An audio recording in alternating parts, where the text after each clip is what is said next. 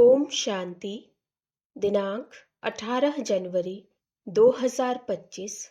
बाप दादा के अव्यक्त मधुर महावाक्य।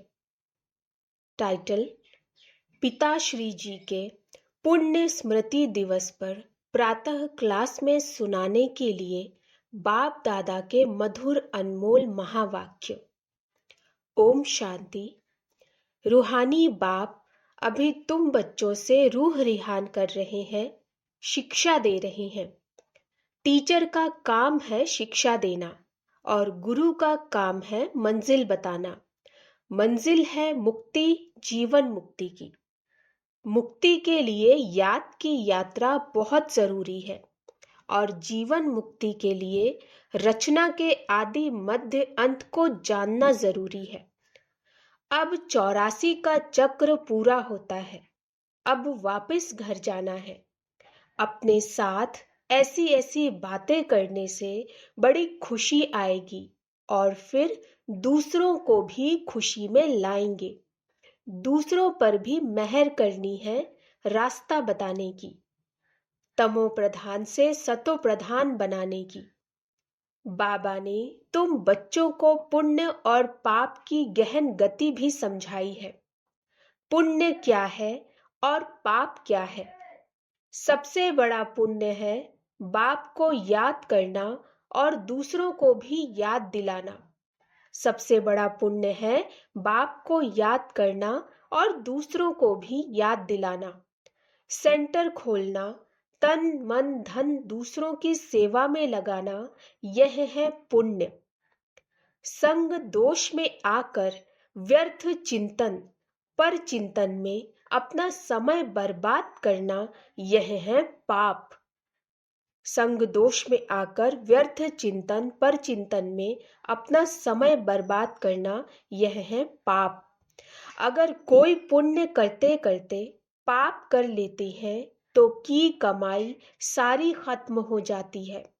जो कुछ भी पुण्य किया वह सब खत्म हो जाता, फिर जमा के बदले ना हो जाती है। पाप कर्म की सजा भी ज्ञानी तो आत्मा बच्चों के लिए 100 गुना है, क्योंकि सतगुरु के निंदक बन जाते हैं। इसीलिए बाप शिक्षा देते हैं, मीठे बच्चे कभी भी पाप कर्म नहीं करना, विकारों की चोट खाने से बचकर रहना। बाप का बच्चों पर लव है तो तरस भी पड़ता है। बाप अनुभव सुनाते हैं। जब एकांत में बैठते हैं तो पहले अनन्य बच्चे याद आते हैं। भल विलायत में है अथवा कहाँ भी है, कोई अच्छा सर्विसेबल बच्चा शरीर छोड़ जाता है तो उनकी आत्मा को भी याद कर सर्च लाइट देते हैं। यह तुम बच्चे जानते हो, यहाँ 2 बत्तियां हैं, दोनों लाइट इकट्ठी हैं। यह दोनों जबरदस्त लाइट है। सवेरे का टाइम अच्छा है। स्नान कर एकांत में चले जाना चाहिए। अंदर खुशी भी बहुत रहनी चाहिए।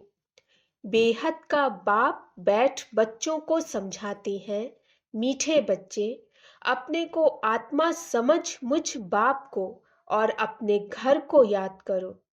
बच्चे इस याद की यात्रा को कभी भूलना नहीं। याद से ही तुम पावन बनेंगे।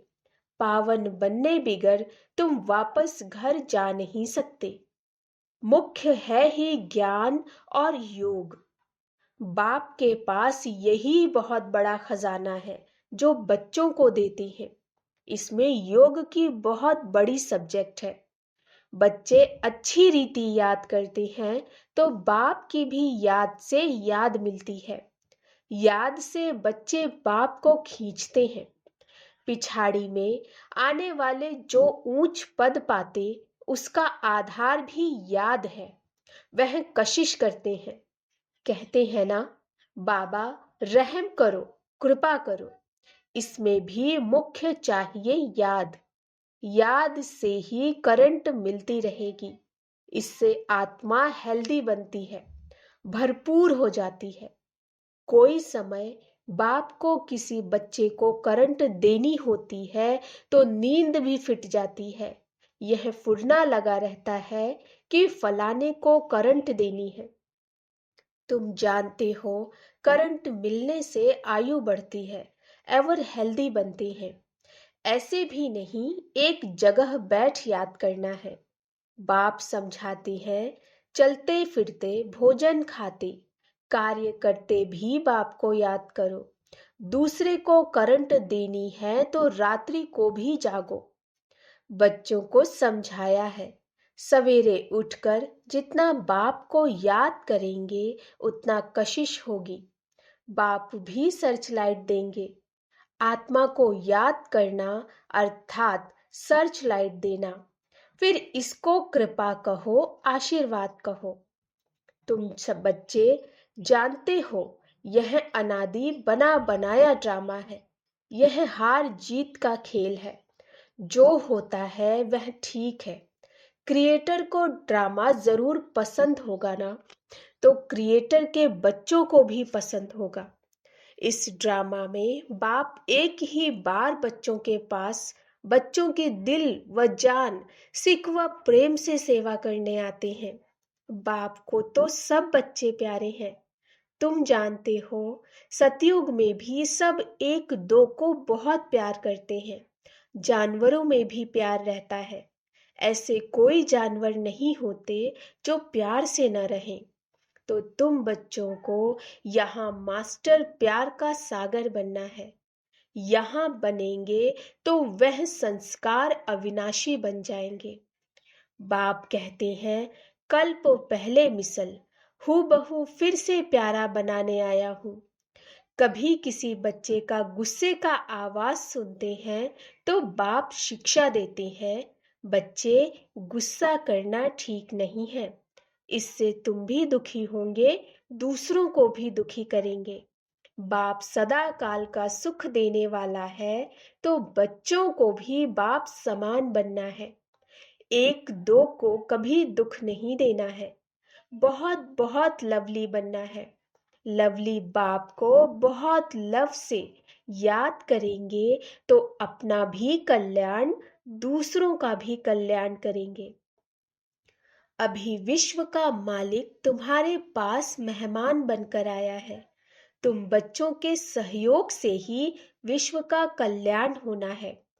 जैसे तुम रूहानी बच्चों को बाप अति प्यारा लगता, वैसे बाप को भी तुम रूहानी बच्चे बहुत प्यारे लगते हो, क्योंकि तुम ही श्रीमत पर सारे विश्व का कल्याण करने वाले हो। अभी तुम यहाँ ईश्वरीय परिवार में बैठे हो। बाप सम्मुख बैठा है। तुम ही से खाऊं, तुम ही से बैठूं। तुम जानते हो, शिव बाबा इसमें आकर कहते हैं, मीठे बच्चे, देह सहित देह के सभी संबंधों को भूल मामेकम याद करो। यह अंतिम जन्म है। यह पुरानी दुनिया, पुरानी देह खलास हो जानी है। कहावत भी है, आप मुए मर गई दुनिया। पुरुषार्थ के लिए थोड़ा सा संगम का समय है। बच्चे पूछते हैं, बाबा यह पढ़ाई कब तक चलेगी? जब तक दैवी राजधानी स्थापन हो जाए तब तक सुनाते रहेंगे। फिर ट्रांसफर होंगे नई दुनिया में। बाबा कितना निरहंकारी है। कितना निरहंकार से तुम बच्चों की सेवा करते हैं। तो तुम बच्चों को भी इतनी सेवा करनी चाहिए। श्रीमत पर चलना चाहिए। कहाँ अपनी मत दिखाई तो तकदीर को लकीर लग जाएगी। तुम ब्राह्मण ईश्वरीय संतान हो। ब्रह्मा की औलाद भाई बहन हो। ईश्वरीय पोत्रे पोत्रियां हो। उनसे वर्षा ले रहे हो। जितना पुरुषार्थ करेंगे उतना पद पाएंगे। इसमें साक्षी रहने का भी बहुत अभ्यास चाहिए। बाप का पहला फरमान है, अशरीरी भव, देही अभिमानी भव। अपने को आत्मा समझ मुझ बाप को याद करो, तभी जो खाद पड़ी है वह निकलेगी। सच्चा सोना बन जाएंगे। तुम बच्चे अधिकार से कह सकते हो, बाबा, ओ मीठे बाबा, आपने मुझे अपना बना के सब कुछ वर्षे में दे दिया। इस वर्षे को कोई छीन नहीं सकता। इसका तुम बच्चों को नशा रहना चाहिए। तुम ही सभी को मुक्ति, जीवन मुक्ति का रास्ता बताने वाले लाइट हाउस हो। तुम ही सभी को मुक्ति, जीवन मुक्ति का रास्ता बताने वाले लाइट हाउस हो। उठते बैठते चलते फिरते तुम लाइट हाउस होकर रहो। बाप कहते हैं, बच्चे, अब टाइम बहुत थोड़ा है। गाया भी जाता है, एक घड़ी आधी घड़ी। जितना हो सके एक बाप को याद करने लग जाओ और फिर चार्ट को बढ़ाते रहो। अच्छा, मीठे मीठे सिकी लधे लकी और लवली ज्ञान सितारों को मात पिता बाप दादा का दिल व जान, सिक व प्रेम से याद, प्यार और गुड मॉर्निंग। रूहानी बाप की रूहानी बच्चों को नमस्ते। हम रूहानी बच्चों की रूहानी मात पिता बाप दादा को नमस्ते नमस्ते नमस्ते। गुड मॉर्निंग बाबा। अव्यक्त महावाक्य। निरंतर योगी बनो। जैसे एक सेकंड में स्विच ऑन और ऑफ किया जाता है, ऐसे ही एक सेकंड में शरीर का आधार लिया और फिर एक सेकंड में शरीर से परे अशरीरी स्थिति में स्थित हो जाओ। अभी अभी शरीर में आए, फिर अभी अभी अशरीरी बन गए। यह प्रैक्टिस करनी है। इसी को ही कर्मातीत अवस्था कहा जाता है।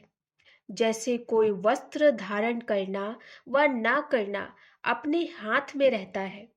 आवश्यकता हुई धारण किया, आवश्यकता नहीं हुई तो उतार दिया। ऐसा ही अनुभव इस शरीर रूपी वस्त्र को धारण करने और उतारने में हो। कर्म करते भी ऐसा अनुभव होना चाहिए जैसे कोई वस्त्र धारण कर कार्य कर रहे हैं। कार्य पूरा हुआ और वस्त्र से न्यारे हुए। शरीर और आत्मा दोनों का न्यारापन चलते फिरते भी अनुभव हो। जैसे कोई प्रैक्टिस हो जाती है ना, लेकिन यह प्रैक्टिस किन्हें हो सकती है? जो शरीर के साथ व शरीर के संबंध में जो भी बातें हैं, शरीर की दुनिया, संबंध व अनेक जो भी वस्तुएं हैं, उनसे बिल्कुल डिटैच होंगे, जरा भी लगाव नहीं होगा, तब न्यारा हो सकेंगे। अगर सूक्ष्म संकल्प में भी हल्कापन नहीं है, डिटैच नहीं हो सकते, तो न्यारेपन का अनुभव नहीं कर सकेंगे। तो हर एक को अब यह प्रैक्टिस करनी है, बिल्कुल ही न्यारेपन का अनुभव हो। इस स्टेज पर रहने से अन्य आत्माओं को भी आप लोगों से न्यारेपन का अनुभव होगा। वह भी महसूस करेंगे। जैसे योग में बैठने के समय कई आत्माओं को अनुभव होता है ना, यह ड्रिल कराने वाले न्यारी स्टेज में है। ऐसे चलते फिरते फरिश्तेपन के साक्षात्कार होंगे। यहाँ बैठे हुए भी अनेक आत्माओं को, जो भी आपके सतयुगी फैमिली में समीप आने वाले होंगे, उन्हों को आप लोगों के फरिश्ते रूप और भविष्य राज्य पद के दोनों इकट्ठे साक्षात्कार होंगे। जैसे शुरू में ब्रह्मा में संपूर्ण स्वरूप और श्री कृष्ण का दोनों साथ साथ साक्षात्कार करते थे, ऐसे अब उन्हों को तुम्हारे डबल रूप का साक्षात्कार होगा। जैसे जैसे नंबरवार इस न्यारी स्टेज पर आते जाएंगे, तो आप लोगों के भी यह डबल साक्षात्कार होंगे। अभी यह पूरी प्रैक्टिस हो जाए तो यहाँ वहां से यही समाचार आने शुरू हो जाएंगे। जैसे शुरू में घर बैठे भी अनेक समीप आने वाली आत्माओं को साक्षात्कार हुआ ना, वैसे अब भी साक्षात्कार होंगे। यहाँ बैठे भी बेहद में आप लोगों का सूक्ष्म स्वरूप सर्विस करेगा। अब यही सर्विस रही हुई है। साकार में सभी एग्जाम्पल तो देख लिया, सभी बातें नंबरवार ड्रामा अनुसार होनी है। जितना जितना स्वयं आकारी फरिश्ते स्वरूप में होंगे, उतना आपका फरिश्ता रूप सर्विस करेगा। आत्मा को सारे विश्व का चक्कर लगाने में कितना समय लगता है, तो अभी आपके सूक्ष्म स्वरूप भी सर्विस करेंगे, लेकिन जो इस न्यारी स्थिति में होंगे, स्वयं फरिश्ते रूप में स्थित होंगे। शुरू में सभी साक्षात्कार हुए हैं। फरिश्ते रूप में संपूर्ण स्टेज और पुरुषार्थी स्टेज दोनों अलग अलग साक्षात्कार होता था। जैसे साकार ब्रह्मा और संपूर्ण ब्रह्मा का अलग अलग साक्षात्कार होता था, वैसे अनन्य बच्चों के साक्षात्कार भी होंगे। हंगामा जब होगा तो साकार शरीर द्वारा तो कुछ कर नहीं सकेंगे और प्रभाव भी इस सर्विस से पड़ेगा। जैसे शुरू में भी साक्षात्कार से ही प्रभाव हुआ ना, परोक्ष अप्रोक्ष अनुभव से अनुभव ने प्रभाव डाला, वैसे अंत में भी यही सर्विस होनी है। अपने संपूर्ण स्वरूप का साक्षात्कार अपने आप को ही होता है। अभी शक्तियों को पुकारना शुरू हो गया है। अभी परमात्मा को कम पुकारते हैं। शक्तियों की पुकार तेज रफ्तार से चालू हो गई है, तो ऐसी प्रैक्टिस बीच बीच में करनी है। आदत पड़ जाने से फिर बहुत आनंद फील होगा। 1 सेकंड में आत्मा शरीर से न्यारी हो जाएगी, प्रैक्टिस हो जाएगी। अभी यही पुरुषार्थ करना है। वर्तमान समय मनन शक्ति से आत्मा में सर्व शक्तियां भरने की आवश्यकता है। तब मगन अवस्था रहेगी और विघ्न टल जाएंगे। विघ्नों की लहर तब आती है जब रूहानियत की तरफ फोर्स कम हो जाता है।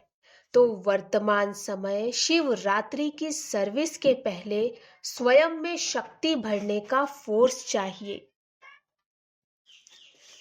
भल योग के प्रोग्राम्स रखते हो, लेकिन योग द्वारा शक्तियों का अनुभव कराना अब ऐसी क्लासेस की आवश्यकता है।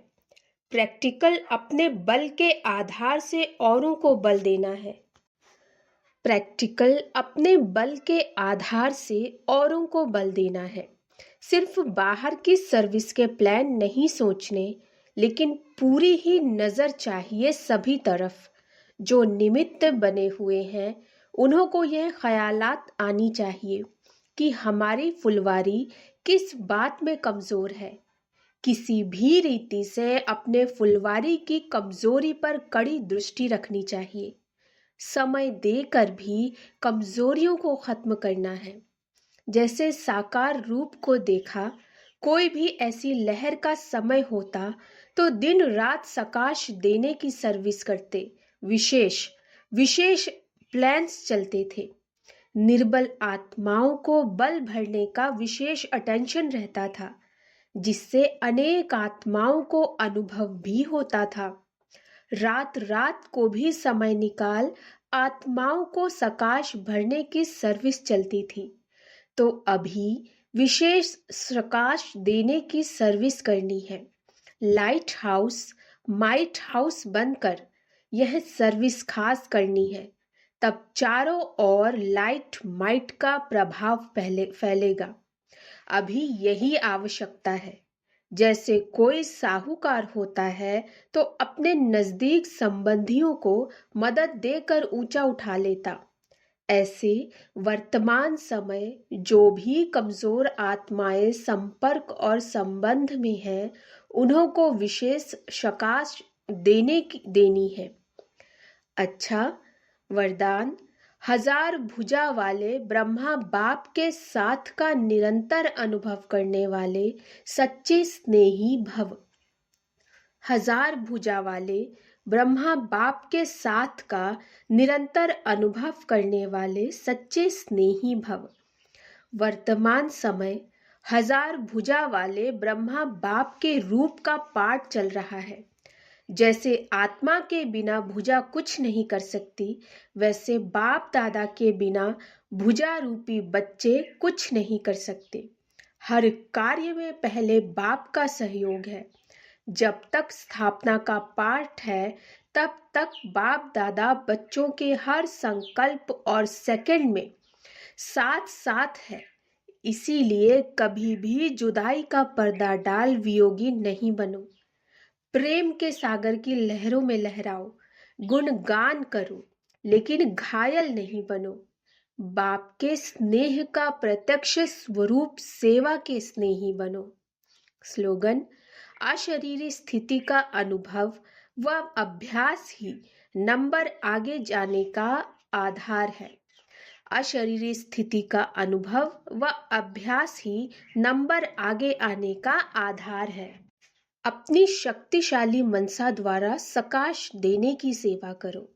हर समय हर आत्मा के प्रति मनसा स्वतः शुभ भावना और शुभ कामना के शुद्ध वाइब्रेशंस वाली स्वयं को और दूसरों को अनुभव हो। हर समय हर आत्मा के प्रति मनसा स्वतः शुभ भावना और शुभ कामना के शुद्ध वाइब्रेशन वाली स्वयं को और दूसरों को अनुभव हो। मन से हर समय सर्व आत्माओं प्रति दुआएं निकलती रहें। मनसा सदा इसी सेवा में बिजी रहे, जैसे वाचा की सेवा में बिजी रहने के अनुभवी हो गए हो। अगर सेवा नहीं मिलती तो अपने को खाली अनुभव करते हो। ऐसे हर समय वाणी के साथ साथ मनसा सेवा स्वतः होती रहे। अच्छा, ओम शांति।